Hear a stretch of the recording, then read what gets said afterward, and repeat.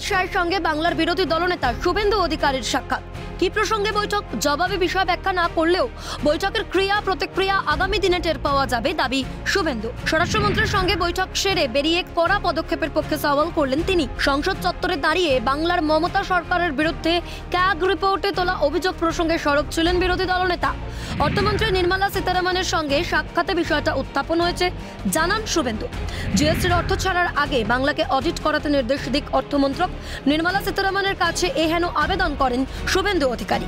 কেন্দ্রের টাকায় বিদ্যুতের বিল মেটাচ্ছে তৃণমূল সরকার, গুরুতর অভিযোগও তোলেন শুভেন্দু অধিকারী। वो तो आप आगे जो एक्शन होगा उसमें आपको दिखाई पड़ेगा, लेकिन बंगाल की जो उसका अंदर में बात नहीं बताऊंगा। इससे अलग प्रश्न है जो होगा उसका ज्यादा, उसका जो डिस्कशन हुआ, जो रोड मैप हुआ, उसका एक्शन एंड रिएक्शन आपको देखना पड़ेगा। फाइनली फाइनेंस मिनिस्टर का साथ ऑनरेबल हमारा दीदी निर्मला जी का साथ मैं कुछ कंप्लेन किया against state government of West Bengal.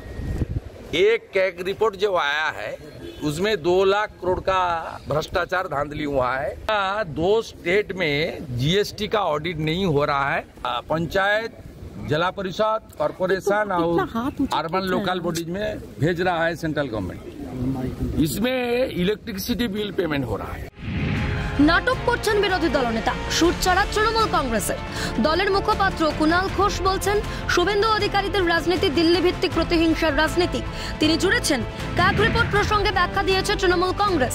এই রিপোর্ট ভিত্তিহীন দাবি করে জিএসটি নিয়ে নির্মলা সীতারামনের মন্তব্যকেও তুলোধনা করেছেন শাসক মুখপাত্র। রাজনৈতিক নাটক, শুভেন্দু অধিকারী বিরোধী দলনেতা, লোডশেডিংয়ে জেতা বিরোধী দলনেতা নাটক করছে। শুভেন্দুদের যে রাজনীতি, এটা তো বাংলার মানুষের স্বার্থে, বাংলার জনগণের মধ্যে দাঁড়িয়ে নয়, উন্নয়নের রাজনীতি নয়, এই দিল্লি ভিত্তিক প্রতিহিংসার রাজনীতি, চক্রান্তের রাজনীতির মধ্যেই বিস্তারিত ব্যাখ্যা দিয়ে বলে দিয়েছে যে ক্যাগ রিপোর্টটা কেন ভিত্তিহীন, কেন ক্যাগ রিপোর্টের যে অঙ্গুলি নির্দেশ রয়েছে সেই অঙ্গুলি নির্দেশ অনুযায়ী তৃণমূল কংগ্রেসের ঘাড়ে কোনো দায় পড়ে না। মানুষকে বিভ্রান্ত করা হচ্ছে।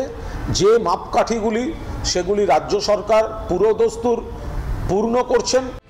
কড়া পদক্ষেপ ভারতীয় সংসদের রীতিনীতি মেনে করতে পারবে না, এভাবেই শুভেন্দুর মন্তব্যকে পাল্টা দিয়েছেন তৃণমূল সাংসদ সুদীপ বন্দ্যোপাধ্যায়।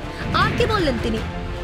পদক্ষেপ আমরা বহু সময় এরকম হুমকি শুনি, কিন্তু কড়া পদক্ষেপ আজ পর্যন্ত কিছু দেখা গেল না, কারণ দেশের সংবিধানটা এমনভাবে তৈরি, এখানে কেন্দ্র ইচ্ছা করলে কড়া পদক্ষেপ কিছু করতে পারে না, তাকে কিছু পন্থা মেনে চলতে হয়। কিন্তু মমতা ব্যানার্জি বলেছেন না, আমায় জেলে ঢোকালে আমি জেল ফুঁড়ে বেরিয়ে আসবো। ওকে অর্থনৈতিক দিক থেকে কয়েকদিকখানায় যদি মনে করে যে অবরুদ্ধ করবো, তার মধ্যে তবু বেরিয়ে আসবে। মে মাস পর্যন্ত এসব আস্ফালন থাকবে, জুন মাসের প্রথম সপ্তাহ থেকে এদের আর দেখতে পাওয়া যাবে না। তৃণমূলের রাজ্যসভার সাংসদ সুখেন্দু শেখর রায়ের অভিযোগ, 3 বছর ধরে 1 টাকাও দেয়নি কেন্দ্র। বাংলার সঙ্গে অর্থনৈতিক সন্ত্রাস চলছে দাবি সুখেন্দু শেখরের। অঙ্কুশ তো 3 বছর ধরে লাগিয়ে রেখেছেন, 3 বছর ধরে তো একটা কানাকড়িও দিচ্ছে না সেন্ট্রাল গভর্নমেন্ট। এটা কি ওদের প্রত্যেক সম্পত্তি নাকি? বাংলা থেকে কত জিএসটি তুলে নিয়ে গেছে। যে আমি বলেছি যে এটা একটা ফিসক্যাল অ্যানার্কি এবং টেররিজম, এটা হচ্ছে একটা অর্থনৈতিক সন্ত্রাস। এবং এটা কেন করা হচ্ছে?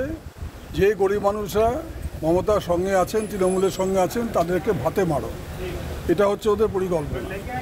সেই ভাতে মারা পরিকল্পনাটাকে সফল করবার জন্য এটা ওরা করছে। আর এই যে যারা দিল্লি ঘুরে বেড়াচ্ছে, মাঝে মাঝে এত কোনো কাজ নেই, ওখানে কোনো কাজকর্ম নেই, কোনো মানুষ পাত্তা দেয় না ওদেরকে ওখানে। ইন্দ্রাণী দাশগুপ্তের রিপোর্ট, ক্যালকাটা নিউজ।